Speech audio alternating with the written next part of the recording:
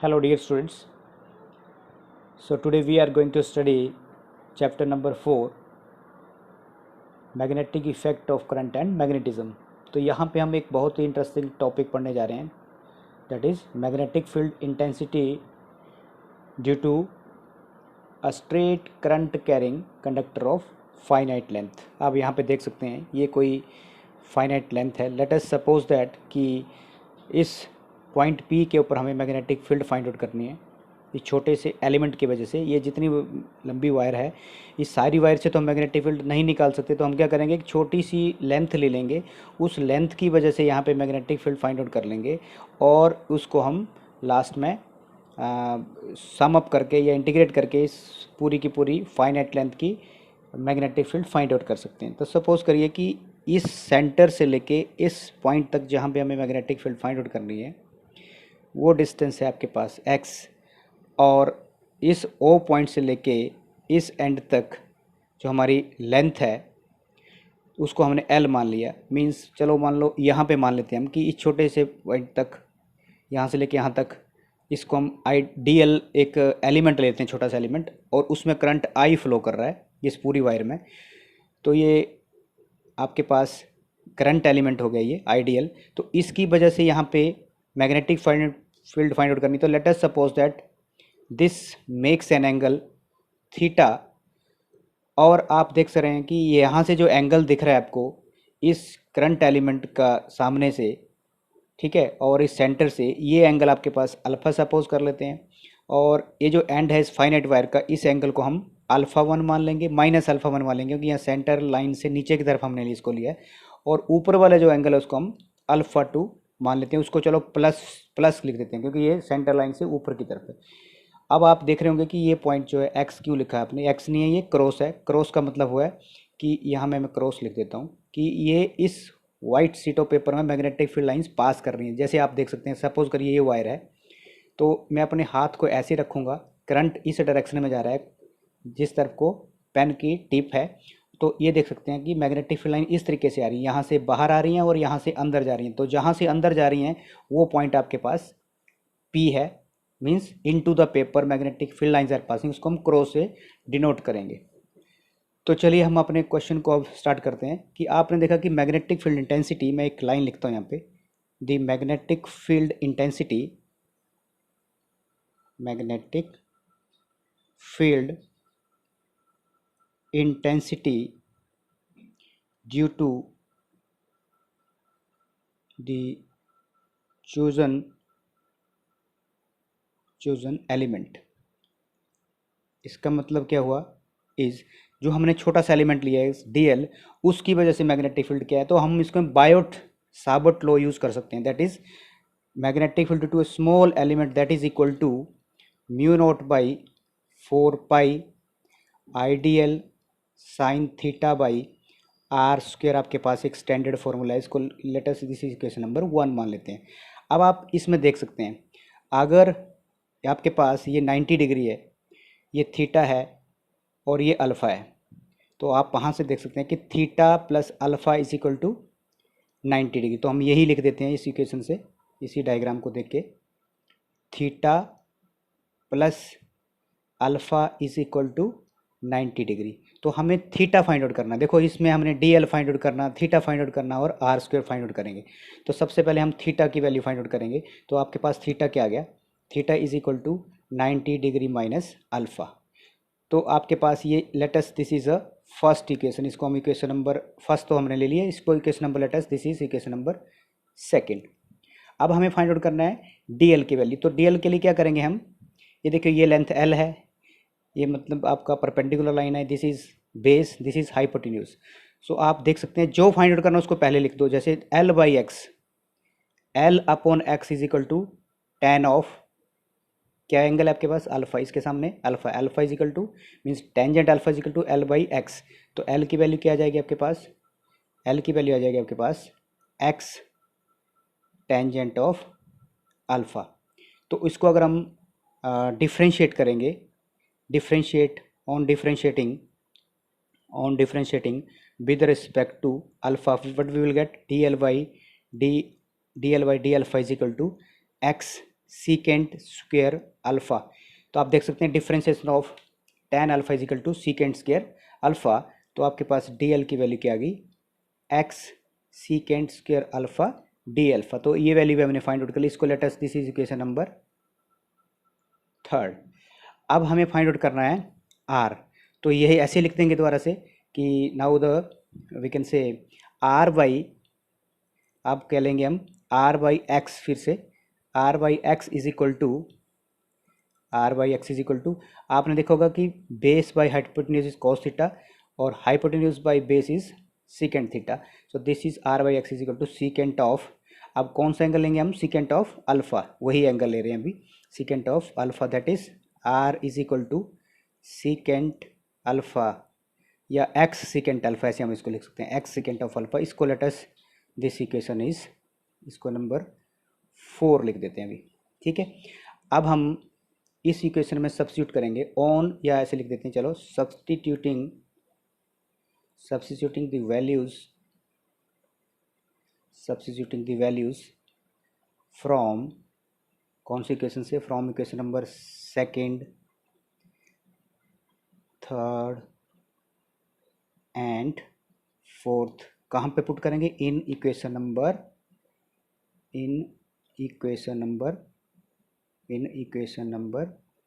1। आप देखिए, चलो इस तरफ करता हूँ मैं इसको, तो हमें क्या मिलेगा, we obtain we can say d B is equal to, इस वैल्यू में पुट करेंगे इक्वेशन नंबर 1 में।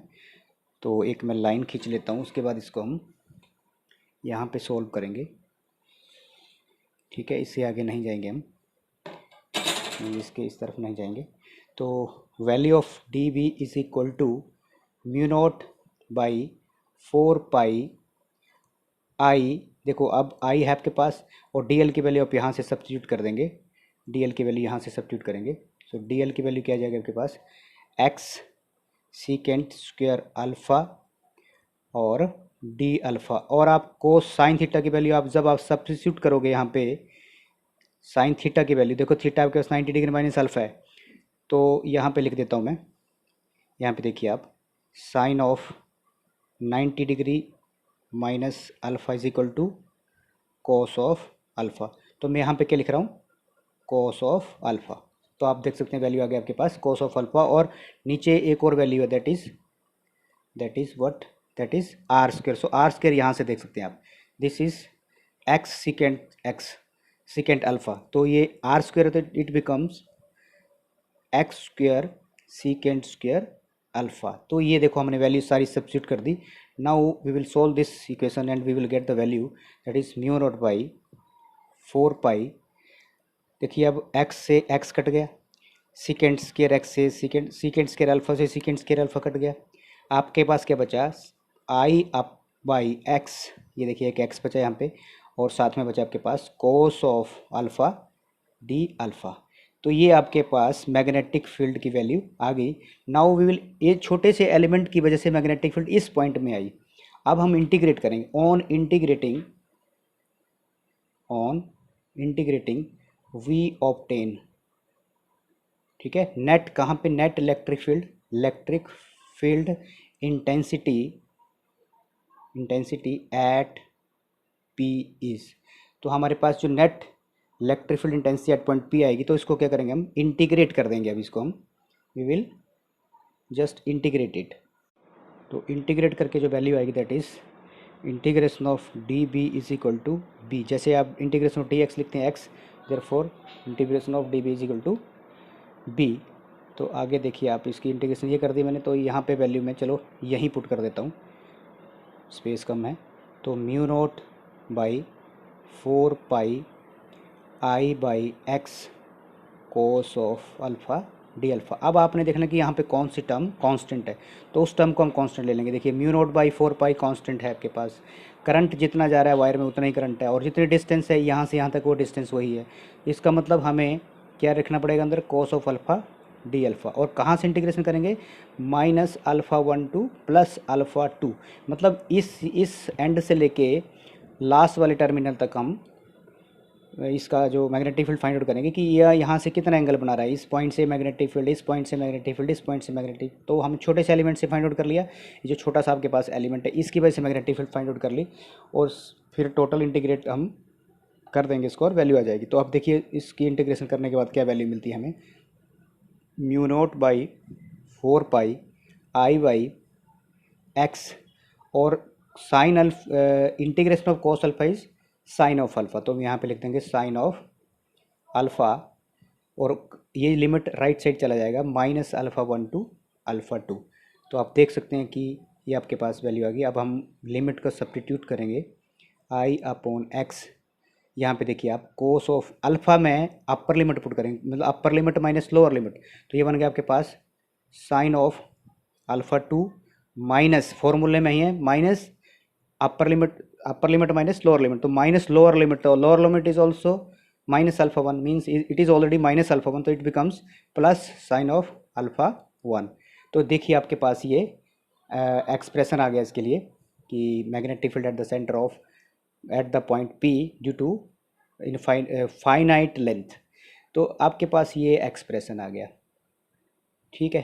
तो अभी हम अगर इसका कोई केस डिस्कस कर ले, मान लो ये आपके पास एक्सप्रेशन आ गया, इसका हम कोई केस डिस्कस कर लेते हैं। सपोज करिए मैं एक दो केस डिस्कस करता हूँ आपके साथ। केस फर्स्ट लेते हैं, केस फर्स्ट में लिखते हैं if the conductor is infinitely long, बहुत बड़ा है, इनफाइनाइटली लॉन्ग, तो क्या करेंगे। अगर इनफाइनाइटली लॉन्ग होगा तो आपके पास जो ये एंगल होंगे ना, अब देखो कैसे होगा, इसको हम इतना बड़ा ऊपर खींचते चलेंगे, इस पॉइंट को खींचते चलेंगे और इसको भी खींचते चलेंगे, तो कि ये जो पॉइंट है कहाँ जाएगा, देखिए आप, ये कहीं ऐसे आ जाएगा, स्ट्रेट आ जाएगा, ऐसे करके लाइन, ऐसे लाइन आ जाएगी इधर, ऐसे करके लाइन आ जाएगी, तो ये 90 डिग्री हो जाएगा। तो इसका मतलब उस टाइम क्या होगा, जो आपके पास एंगल α1 है और जो α2 हैं, α1 एंड α2 आपके पास π/2 आ जाएंगे, ठीक है, π/2 हो जाएंगे। तो इस केस में अगर हम वैल्यू जब सब्स्टिट्यूट करेंगे तो देखिए आप यहाँ पे देखेंगे क्या हमारे पास वैल्यू आएगी। तो इस इक्वेशन में जब वैल्यू पुट करेंगे तो b is equal to mu naught by 4 pi I/x sine of 90 degree plus sine of 90 degree, मतलब π/2 इज 90 डिग्री। तो साइन 90 की वैल्यू आप you know better that sine of 90 degree is equal to 1, because sine of 90 is 1। तो therefore आपके पास जो वैल्यू आएगी mu naught by 4 pi I/x, और साइन 190 प्लस 90 आपके पास हो गया 1 + 1 2, तो यहाँ पे वैल्यू आ जाएगी 2। तो इसको अब रीअरेंज करके लिखेंगे तो आपके पास वैल्यू आ जाएगी ये mu naught by 4 pi 2I/x। तो ये देखिए आपके पास ये रिजल्ट आ गया फर्स्ट केस का, जब कंडक्टर को हम इनफाइनाइटली लॉन्ग ले लेंगे। चलो एक और टॉपिक, एक इसका केस सेकंड ले लेते हैं, स्पेस है हमारे पास, सेकंड केस लेते हैं। मान लीजिए कि कंडक्टर जो है सेमी इनफाइनाइटली लॉन्ग है। If the conductor is semi infinitely long, तो क्या केस होगा उसके पास। तो आप देख सकते हैं जो सेमी इनफाइनाइट, मतलब मान लीजिए कि उसके पास उस टाइम आप देख सकते हैं कि α1 जो है आपके पास वो π/2 हो जाएगी, क्योंकि इसको हम एक साइड से फिकन से खींच देंगे, ऐसे करके इसको एक साइड से खींच दिया मैंने, और दूसरी साइड से उतना ही रखा, सेमी बोला ना तो आधा करेंगे, तो α2 इज इक्वल टू अल्फा मान लीजिए। तो ये इक्वेशन क्या बन जाएगी आपके पास, तो b is equal to mu naught by 4 pi I/x, और जो वैल्यू आएगी आपके पास साइन ऑफ α2 आपके पास हो गया अल्फ़ा, और साइन α1 हो गया आपके पास 90, वे बन गया 1। तो अब आपकी जो इक्वेशन बनी that is mu naught by 4 pi I/x 1 plus sine of alpha. तो इस तरीके से आपके पास बहुत सारे ऐसे केस डिस्कस कर सकते हैं कि अगर मान लो ऐसा कोई एक और केस लेते हैं कि if the point is along the length of the conductor, if the point is along the length of the conductor, मतलब यहाँ पे ले लेते हैं और इस तरफ लेते हैं, तो ये एंगल 0 डिग्री हो जाएगा और ये एंगल 180 डिग्री हो जाएगा। तब आपके पास जो मैग्नेटिक फील्ड है वो 0 हो जाएगी, क्योंकि इस पॉइंट में हमें फाइंड आउट करना है और इस पॉइंट में फाइंड आउट करना है, तो आर की वैल्यू तो 0 हो जाएगी, इसलिए आपके पास मैग्नेटिक फील्ड 0 आएगी। So student, this was about magnetic field intensity due to a straight current carrying conductor of finite length. तो अगले केस में हम डिस्कस करेंगे सर्कुलर लेंथ में magnetic field on the axis, circular जो आपके पास एक वायर होगी उसके एक्सिस में फाइंड आउट करेंगे। तो thank you student, keep watching, thank you very much.